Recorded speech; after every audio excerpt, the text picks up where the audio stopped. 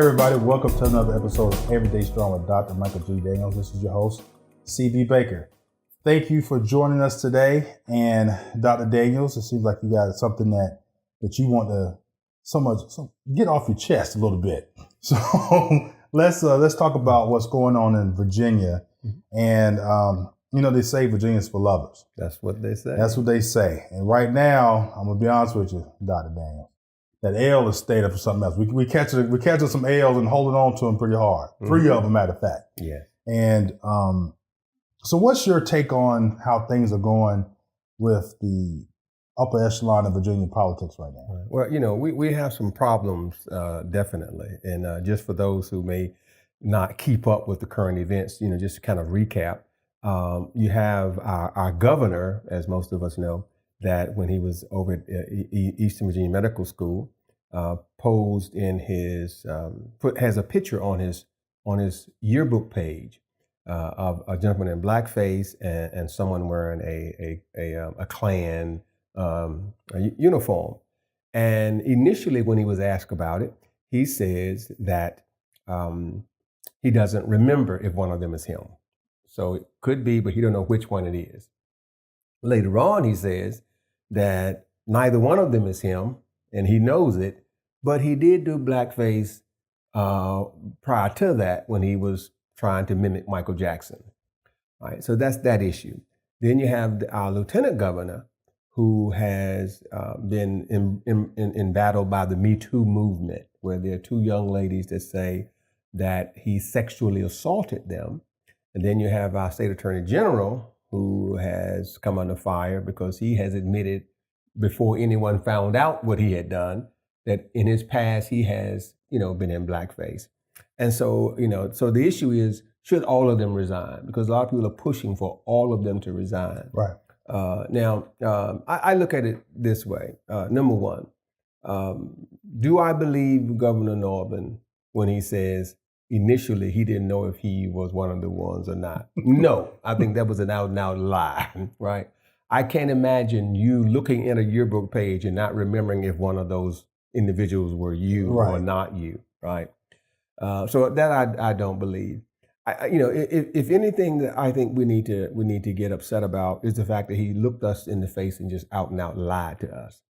Right. Do I think it should resign because of him wearing blackface when he was graduating from medical school? No, I don't, and I'll tell you why I don't. Because the issue is not did he wear blackface. The issue is why did he wear blackface? Mm-hmm. Now, if he wore blackface to as a joke, right, to evoke humor, right, I personally don't have a problem with it. Right. Now, even though I understand the history of blackface and all that kind of thing, mm-hmm. I'm a practical individual, right?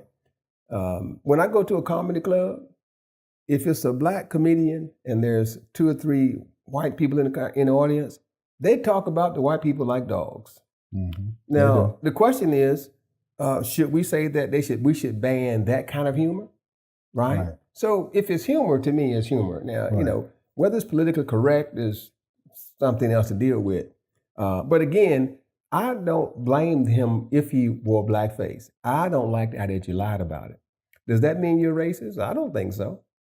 But doesn't mean you're not a racist, but doesn't mean you are a racist. And the bottom line is this. I don't care if you are a racist. I care how you treat me.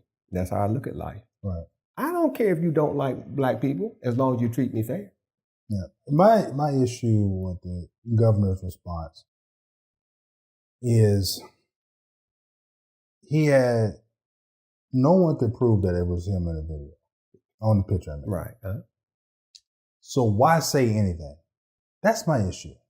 If I want him to be fired or resign, mm-hmm. it's for stupidity. Because how can you be governor and drop the ball on something so simple? Right. All he had to say was, that wasn't me. People want to talk about Bill Clinton. Mm-hmm. All day long they want to talk about, but he went for the years saying, wasn't me. Right.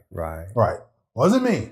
Everybody know politicians lie, but don't make us feel stupid. Right. And that's the part that really, I think, is really burning a whole lot of people with the governor. It's like, you're trying to make us look stupid. It's like, all right, either you did or you didn't do blackface. Well, don't tell us you don't know if it was you or not. Then you turn around and say, yeah, it wasn't me. Absolutely. Like no. Yeah, that's adding insult to injury. I agree. The interesting thing is this: is that survey has been done, and I think it's like 68% of blacks say he should not resign, which means the majority of blacks are saying, you know what, him wearing blackface ain't nothing new to us, because the bottom line is this: we think most white folk are racist anyway. It's not like our thought process is that they don't talk about us behind our backs. The ironic thing, I had a conversation a couple of years ago with somebody that was white, and I had to explain to him that. I said, most black people assume every white person that they first meet is racist. Right. It's like it's automatic. Now, whether that's true or not, and whether or not that's a whole nother conversation for debate, but that is the reality of it. Absolutely. It's kind of, this is how I look at it. Every snake is not poisonous, but most people are afraid of snakes, okay? Because of the image that we have been taught. Number one, from the Bible, the serpent, right? But also just from, our understanding of snakes and how we think they are. Right. Our perception, for the most part, at least in the community that I'm from, we think white people think about us a certain way because of how we have been treated. And many of them think about us that way because of what they have been taught, right? So I don't necessarily call it racist per se if the way you think about me is based on what you were taught. I call it racism if how you think about me is based on how you feel when it's contrary to what you have been taught. In other words, if you grew up thinking and being taught that black people, African Americans, however we want to call ourselves, are a danger to you. If that's what you have been taught, why would I expect you not to go with what you have been taught? If that's what your mama taught you, you're gonna believe your mama. Right. That's right. Now, but if you have been taught by your parents to treat everybody equal, and you make a conscious decision to say, I'm gonna treat black folk unequal. To me, that's where the racism comes in. Right. Because now you're going against what you have been taught, or when you go against the facts, right? If the black person, you see that black people are not dangerous and and this kind of thing, but you go against the facts and you still try to set them up, so they appear to the world as if they are more dangerous. See, that to me is racism. I don't think wearing blackface is necessarily racism. Just like wearing whiteface ain't necessarily racism. Right. It's just, it was humor. So, but I'm with you. He was stupid. Yeah. He was just as stupid as he could be. Yeah. And I think the whole blackface thing, always when stuff like this comes out, I always look to what are the powers that be trying to hide. Like when something this massive of a story, okay, I always view it as a smoke screen. Right. So what's going on that I really need to know about? Why did all this come out all at one time? What is going on behind the scenes? And then I was talking with my wife. I said, the interesting thing is the governor has done so much for African Americans. Right. Now, I don't care if it was white guilt or not. I'm looking at the result. He did it. Right. So I'm looking at the result. Whether that, like how he got there, he got there. Okay. So, and not to mention, how many times in the Bible have we heard stories of the Lord hardened his heart? It's in there multiple times. He did it on purpose so this could happen. Right.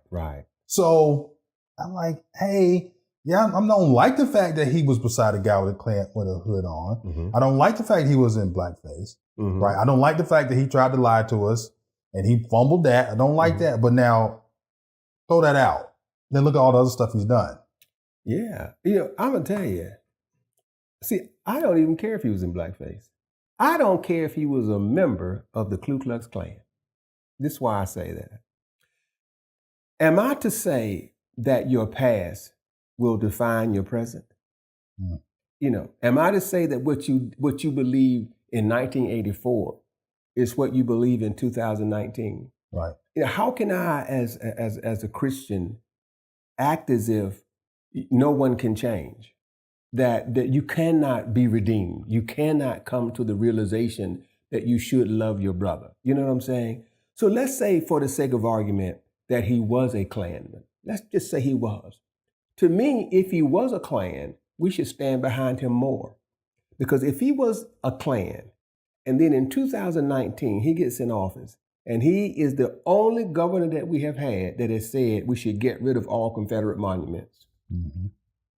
That would suggest to me that somewhere along the line, something changed. There was some great change, because you have these other white politicians who are Democrats that are still opposed to us getting rid of Civil War monuments that glorify the South. Right. Right? So why in the world would I think bad of him in 2019 and not think bad of those other politicians in 2019 right. who are trying to make it appear as if Robert E. Lee was a hero, that Stonewall Jackson was a hero, when they were not heroes. They were terrorists.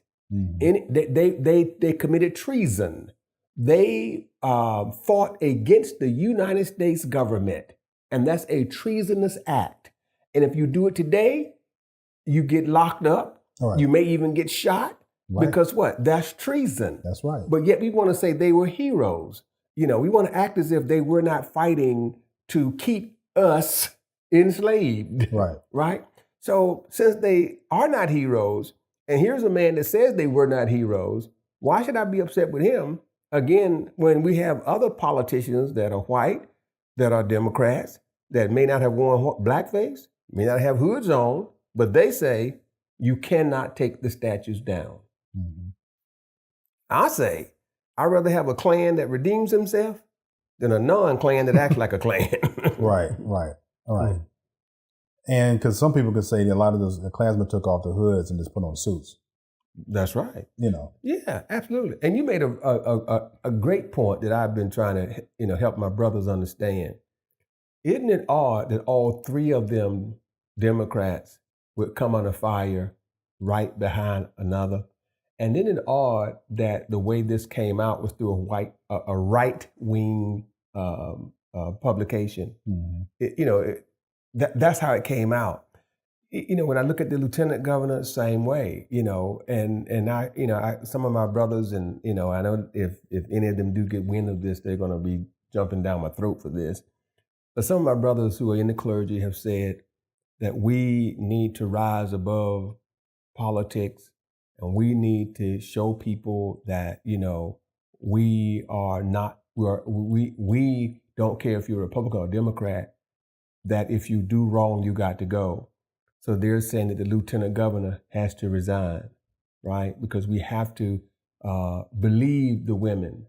Now, I agree we have to believe the women. The question is, are you saying we don't have to believe the man?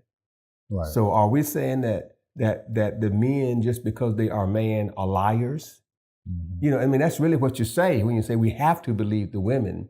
That would say we have to also not believe the man. Now, my position is simple. Lying is not a gender issue. Right. Whether you're male or female doesn't mean you tell the truth or doesn't mean you tell lies. So why should he resign if he says I did not do it and they say I did do it? He may be guilty, but my position is why he shouldn't resign until he is proven to be guilty. Right. Of it, and not just you leave because somebody just say you did something, because anybody can say you did anything. Right. So in a sense, a dangerous precedent too. Yeah. It really does. And by trying him in the court of public opinion is what the Republicans are basically doing at this point. Right. And it's trying to force his hand to resign. But once again, what's the smokescreen? Right. Like, what's going on? Like, what's really going on? What are you diverting our attention from? Right. And then why do you try to take out all three people all at one swoop? Mm-hmm. And that's the part that really I don't understand. I even get to some of that too, like with Trump in the wall situation. Mm-hmm. I was like, he's not an idiot. He's a president. He understands nobody really wants this wall. Mm-hmm. But why does he keep bringing this up? Mm-hmm. So what is he hiding? What's going on? Mm-hmm. You know, and then I will see later on him signing these bills that support African Americans that you don't hear about. Mm-hmm. He'll sign something else that supports other minorities that you don't hear about. But all you hear about is the wall. Mm-hmm. Not that I'm in support of Trump, but you're not able to see all the stuff that's going on behind the scenes because all the media is covering is a wall that nobody wants. Mm-hmm. So now, like for instance, do the people know that Virginia put their name in the hat for the lawsuit against the wall? Right. You know, but now you had 3 embattled people that's, you know, in the government that jumped on the lawsuit. So it's like, what's really going on? Right. Which is our attorney general is the one that, you know, makes that decision, right? Right. But, and you're right. Now, here's the thing. I don't know, you know, I know you're very busy, so I don't know if you've caught the latest update with the Trump issue. But apparently it just came out that he asked the acting attorney general, U.S. Attorney General, to put a particular person over the Mueller investigation. Now, the person he asked him to put over the Mueller investigation was, in the past, was a partner with his current attorney. Right? You can't make this up, man. I know. It's just crazy as it can be, right? Right. And so now, but this just came out today. So it's like you said, right? Because the acting is always talking with Trump, that means that Trump probably knew ahead of time that this information was going to come out. So what if all this clatter, this chatter about executive order is just the smokescreen? So when this comes out, it'll be buried so far down that you won't think about it.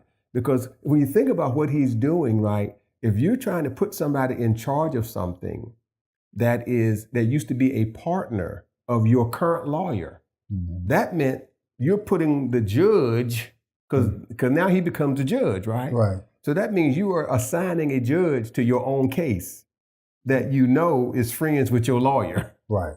Which is the epitome of obstruction of justice, right? Right. I mean, because people always say, and not that I am a lawyer, but people always say, like, you can never be the judge presiding over your own case, right? Mm-hmm. And you have to, and not only that, you're always supposed to exclude yourself if you have a personal interest in anything.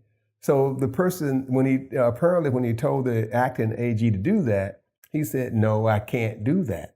But the fact that he asked him is saying what? I want you to rig this case. Right. But if the wall stuff is what you're listening to, if the stuff about our governor and, if that's taking the headlines, this is buried way down deep, And so, like you say, you have to ask yourself, is this really an issue, or is this just to hide some other issues? Yeah, and then also too, with all this going on, over 20 people have thrown their hat in the ring to be president on the Democratic side, and Bernie Sanders this morning had threw his hat in the ring as well. And it's just, I think the next election is going to be very interesting, and I honestly think that Trump is just trying to just bide his time. I really don't. I would actually be shocked if he tried to run again. Like, he has no benefit in doing it. I'd be shocked if he didn't run again. I'll tell you why. Why? Trump, I believe, ran for 2 reasons. Because Trump said back in the 80s that he was going to be president. This is not new. Trump likes money and Trump likes power. And that's the most powerful position you can have. People who like power don't give up power easy. Yeah, that's true. If you don't give up easy. And so that's why I think it's going to run again. Now, if you think about a lot of people, depending on what generation you're in, they may not understand the platform that Trump is using. However, it's the same platform that Reagan used. Make America Great Again is not new. If you go back and look when Reagan ran for office, it was the same thing. Make America Great Again. So he used that same. So that tells you that, when people think he's as stupid as they think he is, well, I don't know if he realized it, but somebody in his campaign remembered that, hey, that's what Reagan used, and it's stuck. it stuck back then when Reagan said we want to make America great again, based on where we were coming from. Because, we had Carter, who I thought was a decent president until the Iran thing, Right. kicked off with the hostages. But the Republicans, their point is that you went to Carter hoping to get better, and you didn't. And I'm going to make America great again. And most Republicans revere Ronald Reagan. He's almost like a godsend kind of Right. thing. And Trump took that same saying and used it again, and now that MAGA is on Right. hats, is on Right. T-shirts, is everywhere you go. And so that's what I'm saying. I don't think he'll give up power. Now you may be right. He doesn't have anything to gain because Right. Lord knows he's already made the connections. Right. But I just think he don't want to give up power. I just think powerful people don't want to give up power. Yeah. And they'll go to jail for it. Which we're seeing breaking news all the time. People getting indicted. Right. You mentioned Carter. One thing I do like about his story, he probably had the best after presidency than any other president. Oh, sure. He did so much, for the world as not president. And after he lost the presidency, it's just interesting how he didn't take his loss and go and sit in his presidential library and do nothing. Right. He took it and said, you know what, I'm gonna make the world great. The world better without trying to make more money for himself. Right. Absolutely. He did a great job with that. Yeah. And I think it's unfortunate people now that he's like 80 plus years old, they're starting to recognize it. But it's like, he did a great job. Oh yeah. After the fact. Yeah. And I know we're kind of getting off track, but just I'd say this, he had a lot to redeem because, he had his brother, Billy Carter, who started Billy Carter Beer. Right. Yeah. But also took money from our enemies as well. And his mother, she was just as down home as she could be. Yeah. Right. And then a black pastor went to one of the Jimmy Carter's home church. And when it came time for them to do the altar call to join, he grew up to join the church, and they said, no, black man can't join this church, which set him in a bad light, Right. That's it. So it was all that kind of merged together to help him, to push him out of office, through the vote process, And I tell you, even though, I'm just saying that to equate it to what you said earlier, is that you have to always ask yourself, why do all these things happen at the same time, right? And so how was it that Billy Carter was able to get hooked up with one of our adversaries? How did that meeting take place that he could get money from an adversary, right? To start Billy Carter Beer? How does that happen? And who prompted the black pastor to go join the church? What would make you at the clear blue sky leave your church and go say, let me try to join Jimmy Carter's church? Right. You have to wonder, is there a plant?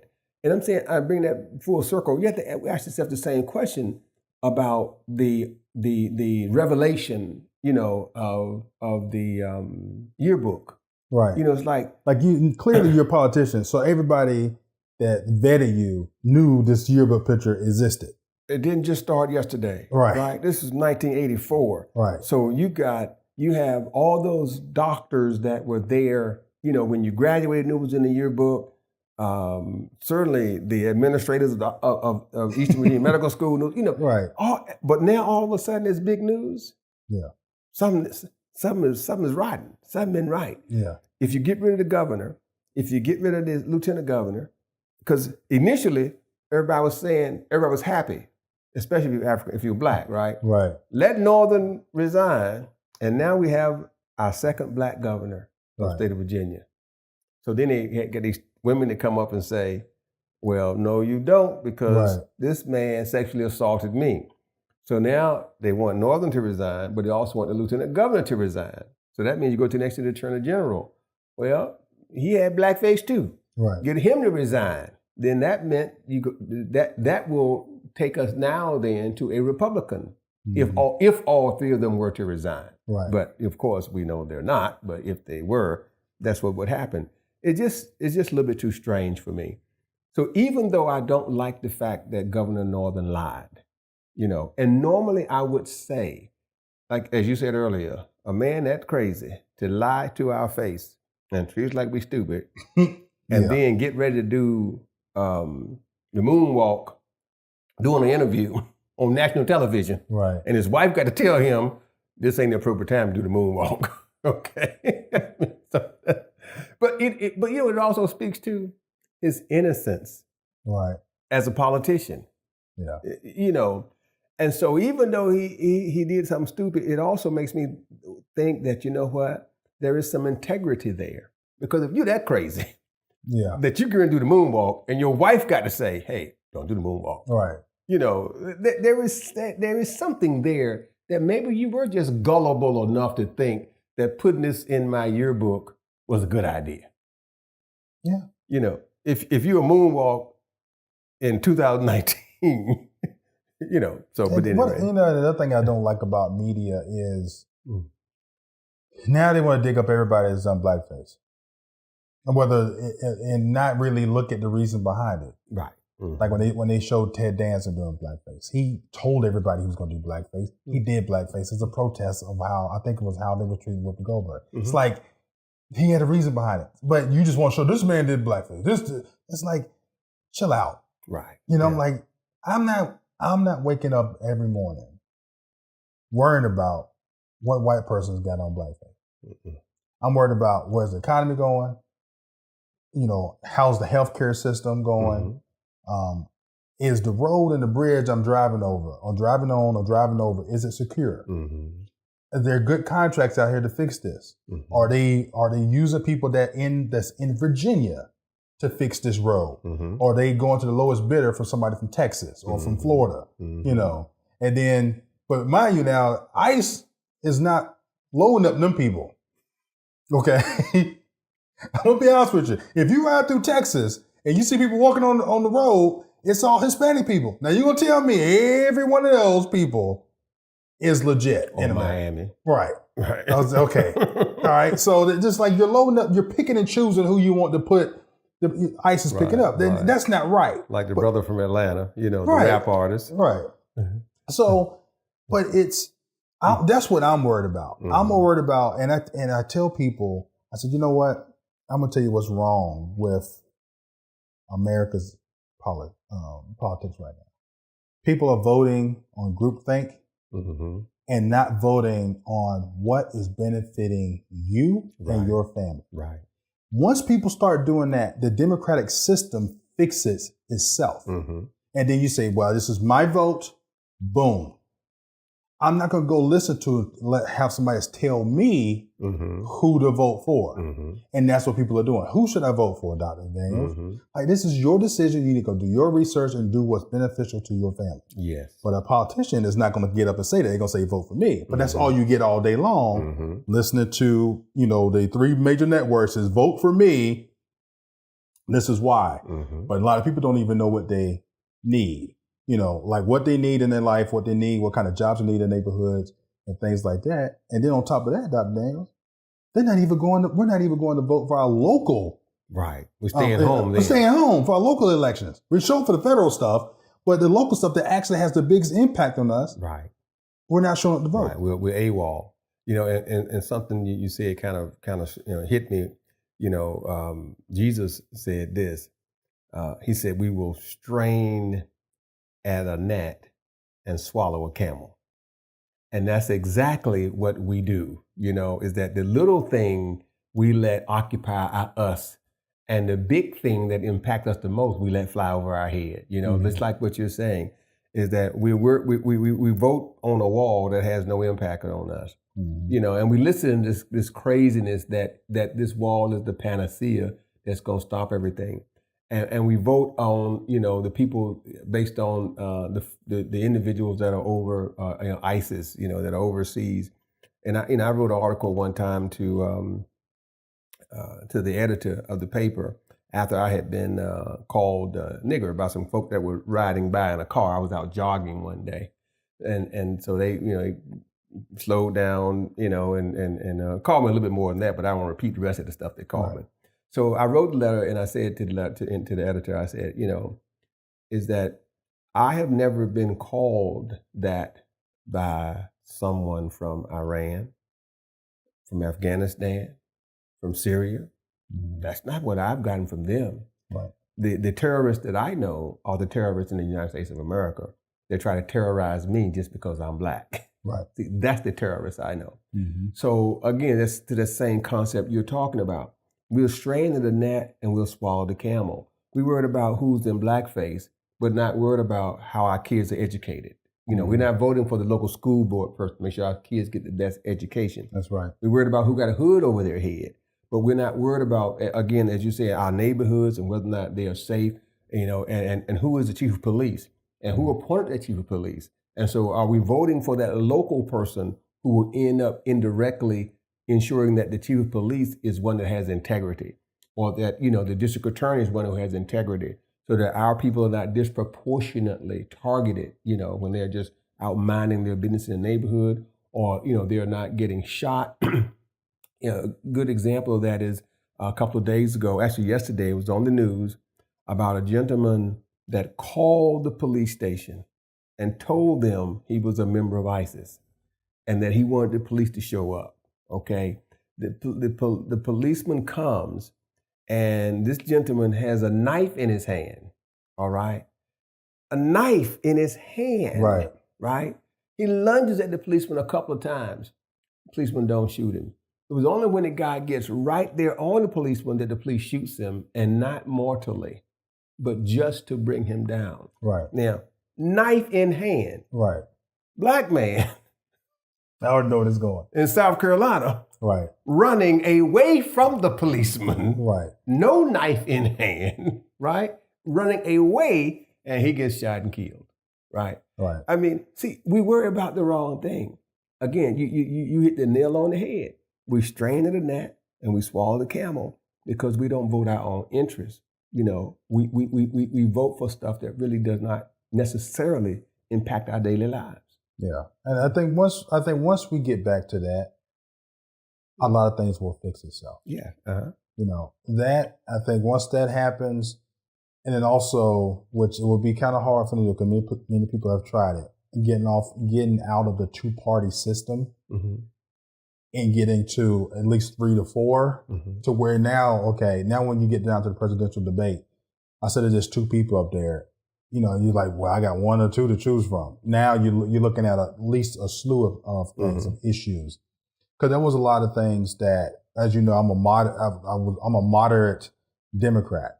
So to a point that I was really a moderate Republican. Like, I like what Newt Gingrich had to say.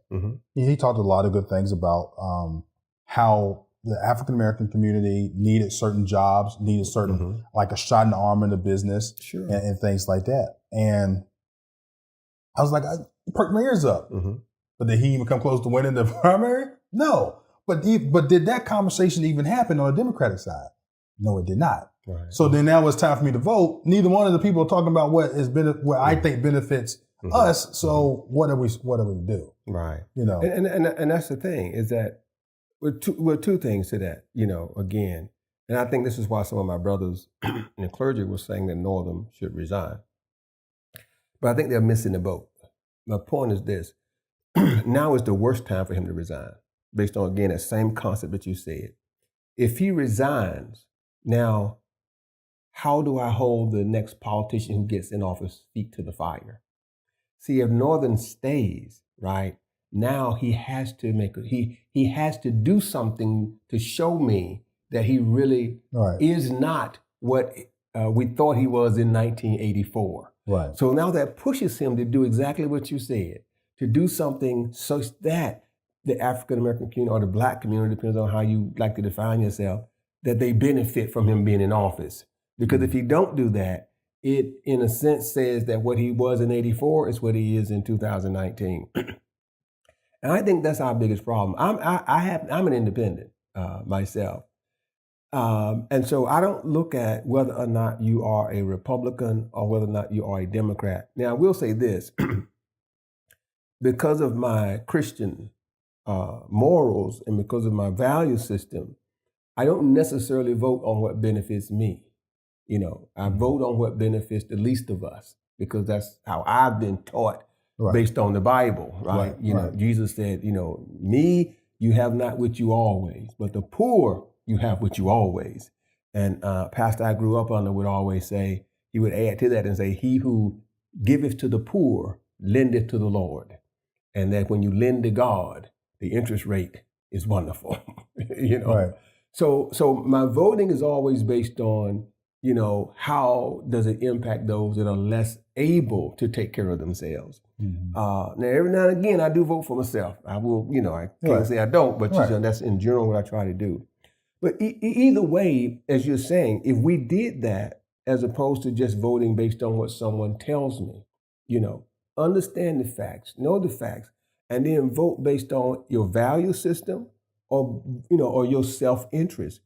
There's no way if evangelicals voted based on their value system that Trump would be in office. Oh, no way in the world. There's no way he would be in office.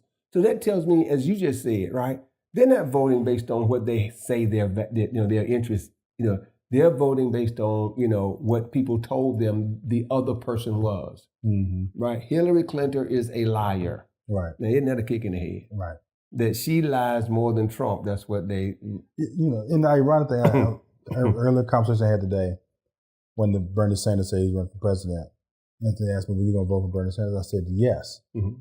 If he makes it out of the primary. Right. I said, the problem I have with the Democratic Party is they told him to step aside for somebody half of the people in the Democratic Party did not want. And that's the reason why we're in the situation we're in right now.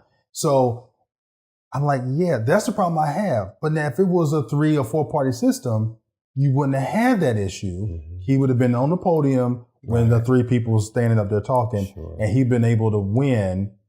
In my opinion, he'd been able to beat out all the other 2. He probably could have. I think Bernie's problem was, that Bernie wasn't true to Bernie. Yeah. You know why I say that? Bernie said he's independent. If you're independent, be independent. Be independent. Right. Why run as a Democrat? Well, he might not have had the money, and that might have been what. No. Think about how much money Bernie raised. Think about it. Bernie raised $250-something million. Right? Clinton raised, I think, like $260 or $270 million. They were very close in the amount of money they raised, for the primaries. So it ain't like he didn't raise money. I mean, he raised money, but he ran as a Democrat. I mean, I'm not saying it was a bad thing. I'm just saying, to me, it's like, and I love this platform. Don't get me wrong. I love Bernie's platform.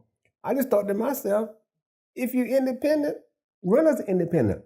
I think what scared Bernie was what happened to Ross Perot. Mm-hmm. When Ross Perot ran as the independent, even when he was ahead, because of whatever stupidity, I don't know, you never know what's in the person's mind, that, it just threw the whole thing, in a tailspin, and Ross Perot did not get the traction that he should have gotten. I think if Bernie had ran as an independent, it might would have changed the whole dynamic. Now, would he have won? I don't know, because I think he had a hard time pulling Republicans to his side. But I agree with you. If we could have a independent that was truly moderate, that was strong enough to draw from Democrat and Republican, I think it would change the dynamic so much in this country. But right now, at this point, I think it's what's needed. Yeah. And an unfortunate thing is the Maverick, John McCain. Mm-hmm. He's passed away now, but he is the perfect example, I think, of what this country needs at this moment. Right. Yeah, I agree too. But it's going to have to be independent that can draw from both parties. And that's why I say, to me, the problem with Bernie is Bernie really looks at himself as being a Democrat. He votes with the Democratic, with caucuses. He's to the far left, which, traditionally is looked at as being a Democrat. There's no one, well, there is one governor, I should say, that has indicated he may run against Trump. And if he does, he's got to run as an independent, right? But that's the problem. See, he was a Republican. So no Democrat is going to vote for that. Who are you talking about? Kasich. Okay. Yeah, right. Nobody's going to vote for him because he was a Republican. So the Democrats aren't going to vote for him. And I think that's the problem, is that you got to find somebody that that their platform has been such that they can pull from the Republicans without alienating Democrats. And the Democrats, same thing. That they can pull from the Democrats without alienating Republicans. Mm-hmm. And I thought, this is why I thought Hillary could do it. It didn't work, obviously, because of her and her husband's own stupidity. A woman, my thought would be the only person that could do it. Maybe Hillary, but a woman. You know what my thinking would be? Because I would have thought the women would have said, we want a woman president. So therefore, if we can find a woman that, that there's not too much dirt on, we'll leave the Republican Party and vote for that woman. And I don't know if Michelle Obama could do it. I don't know who could do it. But I think someone, not that they would do it, but someone like a Sandra Day O'Connor, who has that kind, who had that kind of Teflon, right? Kind of that they could navigate that way. Someone like that. But to me, that would be the ideal thing, because I think that women ought to be able to say to themselves, we want a woman, so therefore we will jump ship for a woman. Right. It just goes to show you how much they dislike Hillary Clinton. I think it's because women, I ain't gonna say what I was gonna say, because that women might get mad. Yeah. Women dislike Hillary before she was running. For me, it was the stupidest reason. I remember when Bill, because I got a few years on me, I remember when Bill first ran for president, right? And Hillary made a comment, because Hillary was a lawyer, right? Hillary did so much for civil rights, so much as a lawyer, civil rights. And someone questioned her about not being, if you're going to be the first lady, staying home and, this and that, so on and so on. And she said that I'm not going to stay home and bake cookies. That was right plastered everywhere. And she was attacked by the evangelicals, because she said she did not want to sit home and make cookies. Now, and that's why a lot of women don't like her. And that's unfortunate. I'm just saying, to me, that's the dumbest reason to say you don't want her, because she does not fit the mold of the traditional housewife. The fact that she was she had a mind, right? But anyway, and that is never. But it also goes to show you too, like how times have changed so much. Yeah, it's like literally, I was in the car the other day. I wonder if America going from a one-income household to a two-income household caused any inflation. Like I would love to sit and talk with an economist and did it cause an inflation? Because now, if it was only one income working and making $50,000 a year, and then all of a sudden the second person comes in and starts making 25, 35, is it causing inflation? Because now you got more money going through the system. Did the price go up on stuff? Like just naturally it would happen, because now every household now is almost two-income household if you're married. Right. It's hard to find nowadays, where a woman is not working at least a little bit. Right. Well, it depends on whether you look at it, and again, I know we're getting really off topic now. People probably going, where are we going with this one? But let's say, if you are a Keynesian economist, depends on whether you're supply side or demand side economics, right? So, for example, Reagan was supply side. Reagan economic platform was based on the simple fact that if you increase supply, demand will increase, right? And Nixon was a little, was not quite there. So the theory then becomes this: do prices rise because I have more money, or do prices rise because I have less supply, right?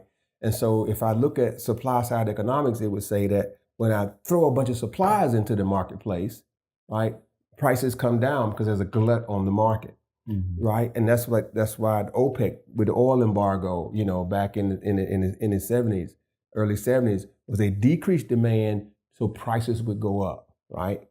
Because Right. Supply side economics. Now, the other theory says when demand goes up, right, prices rise, right? Because same thing.